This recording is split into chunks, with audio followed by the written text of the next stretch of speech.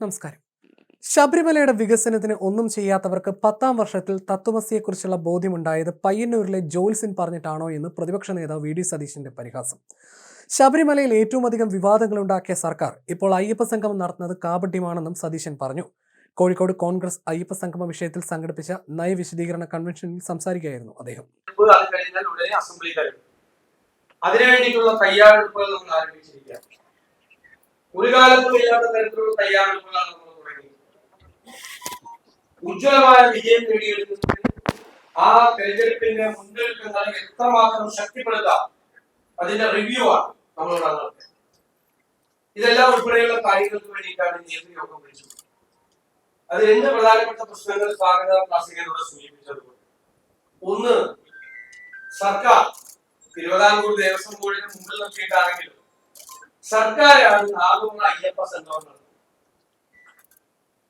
ആഗോള അയ്യപ്പ സംഗമം സർക്കാർ നടത്തുമ്പോൾ ഈ സർക്കാർ ചോദ്യം ചെയ്യപ്പെടേണ്ടതാണ് എന്ന് നമുക്ക് എല്ലാവർക്കും. കാരണം ശബരിമല എന്ന് പറയുന്നത് നമ്മുടെ കേരളത്തിലുള്ള ഏറ്റവും പ്രധാനപ്പെട്ട തീർത്ഥാടന കേന്ദ്രങ്ങളിൽ ഒന്നാണ്. കേരളത്തിന്റെ വിവിധ ഭാഗങ്ങളിൽ നിന്ന് മാത്രമല്ല, നമ്മുടെ രാജ്യത്തിന്റെ വിവിധ ഭാഗങ്ങളിൽ നിന്ന്, പ്രത്യേകിച്ച് അയൽ സംസ്ഥാനങ്ങൾ, തീർത്ഥാടകരെത്തുന്ന സംസ്ഥാന ഒരു തീർത്ഥാടന കേന്ദ്രമാണ് ശബരിമല. ആ ശബരിമലയെ ഏറ്റവും കൂടുതൽ വിവാദ കേന്ദ്രമാക്കി മാറ്റിയതാണ് ഈ സർക്കാരാണ്. CPM നേതൃത്വമുള്ള ഇടതുപക്ഷ ജനാധിപത്യ മുന്നണി സർക്കാർ. അവർ ചെയ്തത് ആചാരവുമായി ബന്ധപ്പെട്ട് സുപ്രീം കോടതിയിൽ ഒരു കേസ് ഉണ്ടായപ്പോൾ ശ്രീ കുഞ്ഞാലിക്കുട്ടി സാഹിബ് അടക്കമുള്ള UDF മന്ത്രിസഭ ഒരു അഫിഡവിറ്റ് ഫയൽ ചെയ്തു, സത്യവാങ്മൂലം. ആചാരങ്ങൾ തുടരേണ്ടതാണ്, ആചാര ലംഘനങ്ങൾക്ക് കൂട്ടുനിൽക്കാൻ പാടില്ല എന്ന തീരുമാനം UDF മന്ത്രിസഭ എടുത്ത് സത്യവാങ്മൂലം സുപ്രീം കോടതിയിൽ സമർപ്പിച്ചു. 2016 UDF ഗവൺമെന്റ് മാറിയപ്പോൾ LDF ഗവൺമെന്റ് അധികാരത്തിൽ വന്നു. LDF ഗവൺമെന്റ് ചെയ്തത് സാധാരണ സത്യവാങ്മൂലങ്ങൾ തീർത്താറില്ല കോടതി കൊടുക്കുന്നത്. ഗവൺമെന്റുകൾ തുടരുകയാണ്, സർക്കാരുകൾ തുടരുമ്പോൾ അത് അതുപോലെ തന്നെ കോടതി കൊടുത്തത്. പക്ഷെ ശബരിമല വിഷയത്തിൽ പിണറായി സർക്കാർ ചെയ്തത് UDF സർക്കാർ കൊടുത്ത സത്യവാങ്മൂലം തിരുത്തി ആചാര ലംഘനത്തിന് കൂട്ടുനിൽക്കുന്ന നിലപാട് ചെയ്തു. ഇതൊക്കെ നമ്മുടെ മനസ്സിലുണ്ട്. സുപ്രീം കോടതി വിധി നടപ്പാക്കാൻ വന്നപ്പോൾ വലിയ പ്രതിഷേധങ്ങളുണ്ടായി. UDF അയ്യപ്പ ഭക്തരുടെ കൂടെയായി. കൃത്യമായ നിലപാടാണ്. അയ്യപ്പ ഭക്തരുടെ കൂടെ ആചാര ലംഘനം അനുവദിക്കാൻ പാടില്ല എന്ന നിലപാട് UDF എല്ലാ കക്ഷികളും. UDF നേതൃത്വം ഒറ്റക്കെട്ടായി അവർ ആചാര ലംഘനങ്ങൾ നടത്താൻ പോകുന്ന സർക്കാരിന്റെ തീരുമാനങ്ങൾക്കെതിരായി ഒരുമിച്ചു നിന്നു. അയ്യപ്പ ഭക്തരുടെ കൂടെ UDFന്റെ നിലപാടതാണ്. തനിയാനത് ആവർത്തിച്ചു പറയുന്നത്. അയ്യപ്പ ഭക്തരുടെയും അവരുടെ വികാരങ്ങളുടെയും ആചാരങ്ങളുടെയും കൂടെയാണ്. അതാണ് അതിന്റെ കൾച്ചർ. നമ്മളെപ്പോഴും ഈ ആചാര അനുഷ്ഠാനങ്ങൾ പാലിക്കണം. അതിന് മാറ്റം ഉണ്ടാവണമെങ്കിൽ അതാത് സമുദായത്തിൽ നിന്ന് തന്നെ, ഏത് സമുദായത്തിലാണ്, അതിൽ നിന്ന് തന്നെ മാറ്റങ്ങൾ ഉണ്ടാകണം. അല്ലാതെ അടിച്ചേൽപ്പിക്കപ്പെടുന്ന ആചാര ലംഘനങ്ങളല്ല നടത്തേണ്ടത് എന്നുള്ള തീരുമാനമായിരുന്നു നമ്മൾ ഉറച്ചു നിന്നു. ആയിരക്കണക്കിനെതിരായി ആളുകൾക്കെതിരായിട്ടുള്ള കേസുകൾ വന്നു. പോലീസ് കേസെടുത്തു. കാരണം പോലീസ് ചെയ്തത് ആചാര ലംഘനം നടത്തി ആളുകളെ കയറ്റാൻ ഉള്ള ശ്രമമാണ് നടത്തിയത്. ഞാൻ ആരെയാണ് പോലീസ് അവിടെ എല്ലാവരിലും ഒളിച്ചു കയറ്റാൻ ശ്രമിച്ചതെന്ന് ഞാനിപ്പോ പറയുന്നില്ല. ഗവൺമെന്റ് ലാഫിംഗ് സ്റ്റോക്കായ, പരിഹാസപാത്രമായ ഒരു ചരിത്രമാണ് ശബരിമലയിലുള്ളത്. നിങ്ങൾക്ക് എല്ലാവർക്കും ഇപ്പൊ ഓർമ്മയുണ്ടാവും, ഇല്ലേ? എല്ലാവരുടെയും മനസ്സിലേക്ക് അത് ഓടിയെത്തി.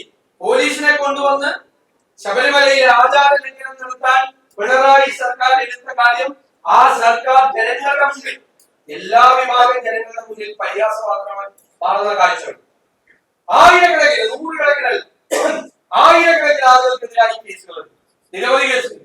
ഉമ്മൻചാണ്ടിക്കെതിരെ കേസുണ്ട്, രമേശ് ചെന്നിത്തലക്കെതിരായി കേസുണ്ട്, അടൂർ പ്രകാശിനെതിരായി, എല്ലാവർക്കെതിരായി കേസുണ്ട്. ആ സമരത്തിൽ പങ്കെടുത്ത ആളുകൾ ആ സമരം വിജയിച്ചു. ആചാര ലംഘനം നടത്താനുള്ള തീരുമാനത്തിൽ നിന്ന് പിന്മാറി.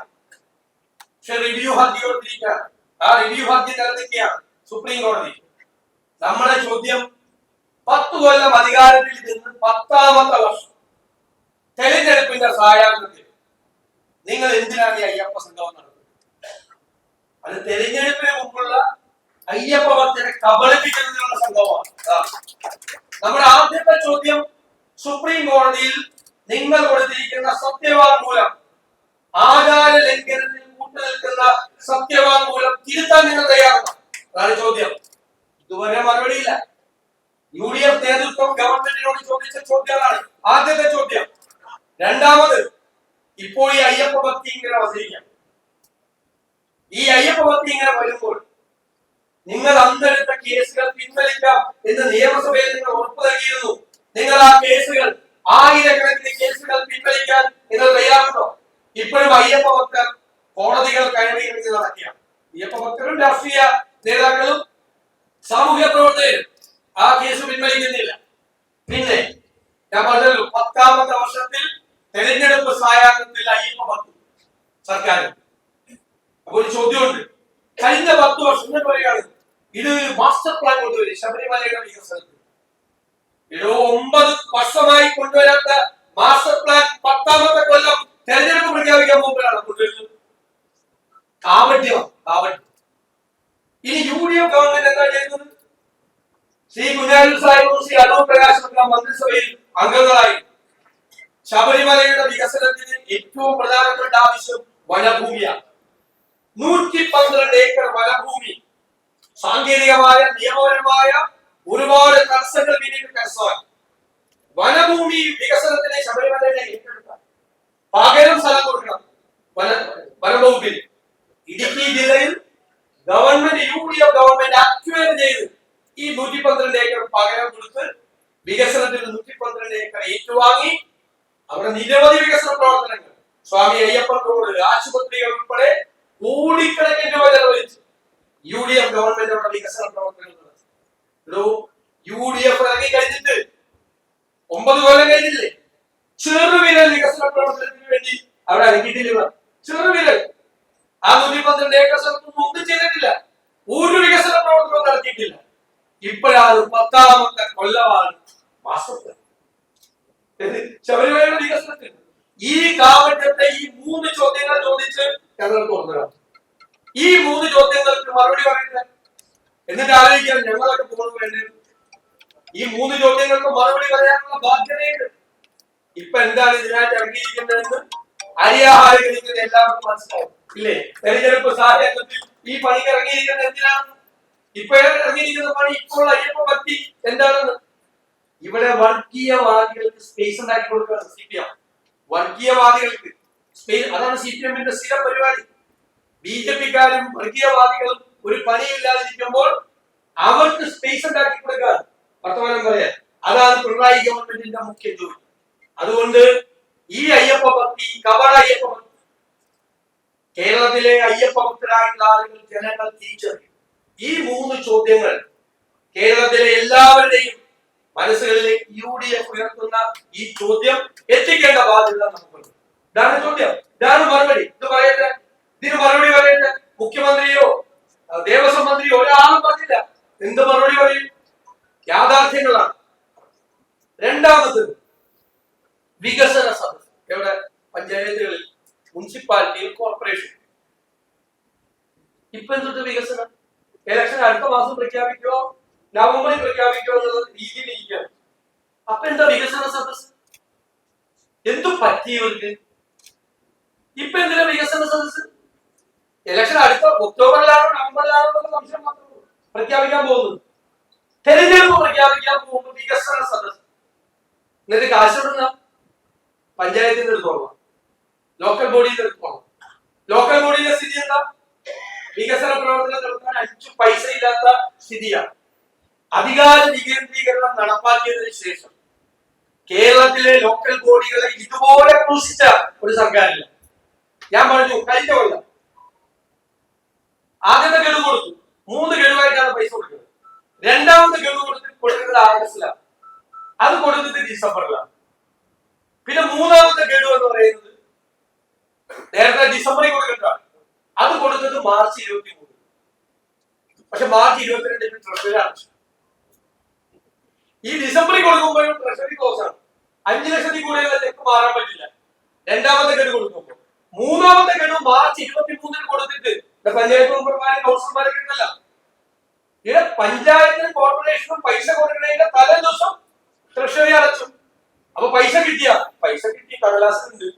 പൈസ ചെക്ക് മാറാൻ പറ്റുമോ? മാറാൻ പറ്റൂല. കാരണം എന്താ? ട്രഷറി അടച്ചു. സാധാരണ 31-ാം തീയതി നമ്മുടെ ഗവൺമെന്റ് ഉള്ള സമയത്ത് 1-ാം തീയതി അല്ലെ, മെയ് 1-ാം തീയതിയാണ്. ഏപ്രിൽ 1-ാം തീയതി വെളുപ്പാൻ കാലത്താണ് ട്രഷറി അടക്കുന്നത്. പഞ്ചായത്തുകാരൊക്കെ ക്യൂ നിൽക്കും. സെക്രട്ടറിമാരൊക്കെ ട്രഷറി പോയി. ഇത് ഒരാഴ്ച മുമ്പ് അടച്ചു. കാശില്ല. ഖജനാവിൽ പൂച്ച വെച്ച് കിടക്കുകയാണ്. 5 നയാ പൈസ അടച്ചു. അപ്പൊ പഞ്ചായത്തുകളുടെ സ്ഥിതി എന്താ? ഞങ്ങൾ നിയമസഭയിൽ തമാശ ആയിട്ട് പറയുന്നത് അലഭ്യ ലഭ്യശ്രീ യോഗം എന്ന് പറയും. സാധനമുണ്ട്, പക്ഷെ കയ്യിലൊന്നും ഇല്ല. ചിലരുടെ ജാതകം തുറന്ന് നോക്കുമ്പോ ജാതകത്തിൽ തുടക്കത്തിൽ ഉണ്ടാവും ഒടുക്കത്തെ രാജയോഗം. അപ്പൊ നമ്മൾ ഭയങ്കര സന്തോഷം. രാജയോഗം എന്ന് എന്താ? ഒരു 3-4 പേജ് മറിച്ച് ചെയ്യുമ്പോൾ കാണും അത് അനുഭവിക്കാൻ യോഗം ഉണ്ടാവില്ല. അതുപോലെ തന്നെ പഞ്ചായത്തിന്റെയും ലോക്കൽ ബോഡികളുടെയും കേരളത്തിലെ സ്ഥിതി.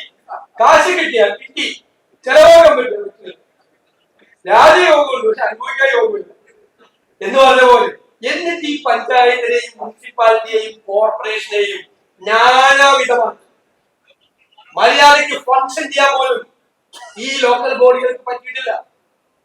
മെമ്പർമാരെ ആളുകൾ എടുത്തു നിർത്തുക, വികസന പ്രവർത്തനങ്ങൾ നടത്താൻ പറ്റുന്നില്ല. എന്നിട്ട് 10-ാമത്തെ കൊല്ലം തെരഞ്ഞെടുപ്പ് പ്രഖ്യാപിക്കുന്നതിന്റെ തലേ മാസം വികസന സദസ്. കാശ് അവിടെ തന്നെ എടുത്തോളുന്നത്, പൈസ അവിടെ തന്നെ എടുത്തോളാം. കാശില്ലാതെ എടുത്തു, കാശ് കൊടുക്കില്ല വികസനം. അപ്പൊ ഈ കാവട്യങ്ങളെ തിരിച്ചറിയണം. ആ വികസന സദസ് UDF പൂർണ്ണമായി പരിഷ്കരിക്കും. ഞങ്ങൾ LDF ഭരിക്കുന്ന സ്ഥലങ്ങളിൽ കുറ്റപത്രങ്ങൾ സമർപ്പിക്കും. എന്തുകൊണ്ടാണ് ചെയ്യാൻ പറ്റുന്നത്?